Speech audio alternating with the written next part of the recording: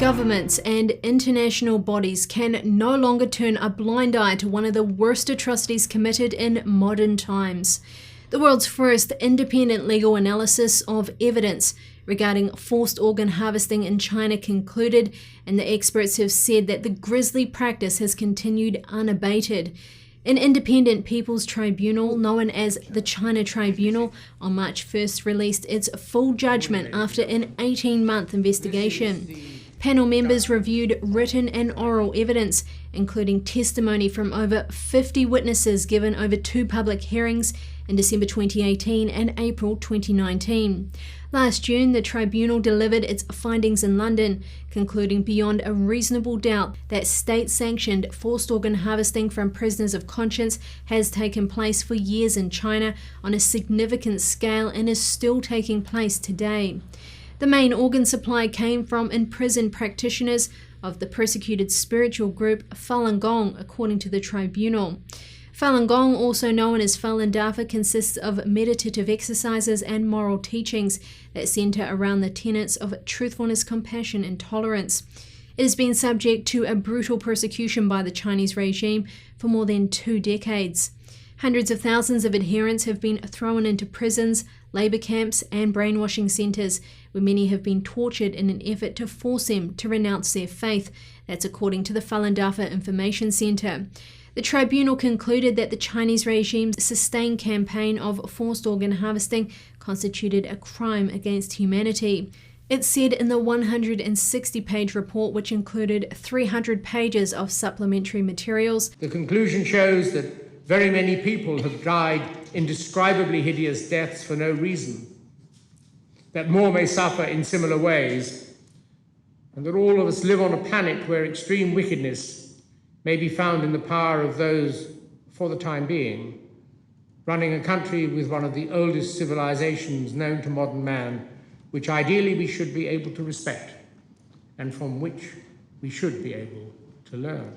The international panel was chaired by Sir Geoffrey Nice, who previously led the prosecution of former Yugoslav President Slobodan Milosevic for war crimes at the International Criminal Tribunal, and included other experts in law, transplant surgery, international politics, Chinese history, and business. The tribunal considered a range of evidence in reaching its conclusion, such as hospitals offering extremely short wait times from a few days to weeks for organ transplants, widespread blood testing and other medical testing of imprisoned Falun Gong practitioners and Uyghurs, and previous research on the issue. The judgment said such short-time availability of organs could only occur if there was a bank of potential living donors who could be sacrificed to order. It found that blood testing and medical testing, including ultrasound, radiographic and physical organ examinations of Falun Gong and Uyghur prisoners, which was not conducted on other prisoners, is highly suggestive of methods used to assess organ function. The tribunal must ask itself why a prison management system might test anyone in such ways, when such testing was not required for the purpose of internment, it said. While the tribunal could not definitively conclude that imprisoned Uyghurs were victims of forced organ harvesting, it said that the vulnerability of the group to being used as a bank of organs is obvious.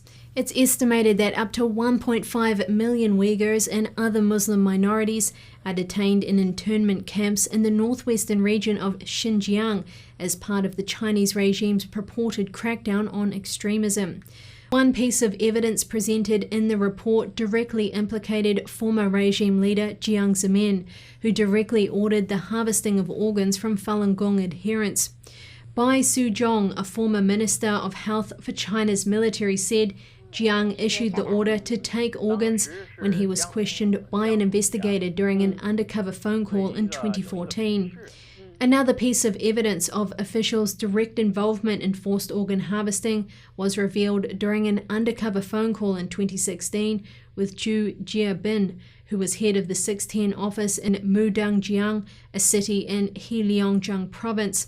The 610 office is a Gestapo-like secret police force that was established expressly to carry out the persecution of Falun Gong. Zhu said in the phone call, "I am called the butcher, specializing in live organ harvesting. It's nothing, just like slaughtering pigs." He He then went on to say, after scooping the organs out, I would sell them. All phone calls submitted to the China Tribunal and included within the report have been individually validated by independent investigators to ensure credibility of origin and content, according to the Tribunal's press release. The Tribunal also said in the report that it is convinced that official Chinese transplantation statistics have been falsified in order to cover up forced organ harvesting. In 2015, the Chinese regime said it would stop sourcing organs from executed prisoners and rely exclusively on a new voluntary donation system. In November last year, a study published in the scientific journal BMC Medical Ethics found that Beijing's reported organ donation numbers don't stack up, and there is highly compelling evidence that they are being falsified. The study showed that official Chinese figures didn't appear to be real statistics from donations, but rather data generated by using a mathematical equation. With the release of the Tribunal's comprehensive findings, advocates and experts urged governments and international organizations such as the World Health Organization and the Transplantation Society to take action and hold the Chinese regime to account. The Tribunal's chair, Nice, said, Any who interact in any substantial way with the PRC, including doctors and medical institutions, industry and businesses, most specifically airlines, travel companies, financial services businesses, law firms, pharmaceutical insurance companies, together with individual tourists, educational establishments, and art establishments, should now recognize that they are, to the extent revealed in this judgment, interacting with a criminal state. Susie Hughes, Executive Director of the International Coalition to End Transplantation, similarly said, it's no longer acceptable for governments, medical bodies, and leading human rights organizations to say there is not enough evidence. The enormous task of assessing all available evidence has now been completed and is available for all to see. Ethan Gutman, a China analyst who has investigated organ harvesting for more than a decade, said the tribunal's undertaking amounted to the most comprehensive inquiry yet into the issue. Gutman told the Epoch Times, "These people sat down and read everything. No one else could have claimed to have done that." The Chinese Communist Party is not a reliable partner in any sense, Gutman said. They should be blackballed from the medical world. They should not be coming to our conferences. They should not be publishing in our medical journals. They should be treated right now as pariahs. More than 24 academic studies about transplanted organs written by researchers in China were retracted in 2019 after doctors couldn't prove that donors gave consent.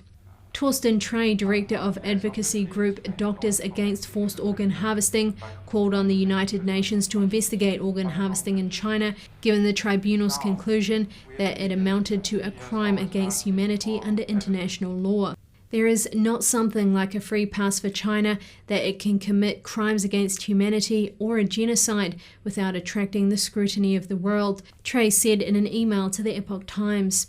David Kilgour, former Canadian Secretary of State for Asia Pacific and another long-time researcher on this issue, told the Epoch Times that countries that have the Magnitsky Acts, legislation that sanctions human rights abuses, should target Chinese officials involved in organ harvesting. Their assets should be seized and they should be denied entry visas, he said. We should show that we have some backbone on this issue, Kilgour said. So what are your thoughts on forced organ harvesting in China? Is this the first time you've heard of this tragic issue? Leave your comments below. If you have not subscribed, please consider doing so. From all of us, thank you for watching. We'll see you soon.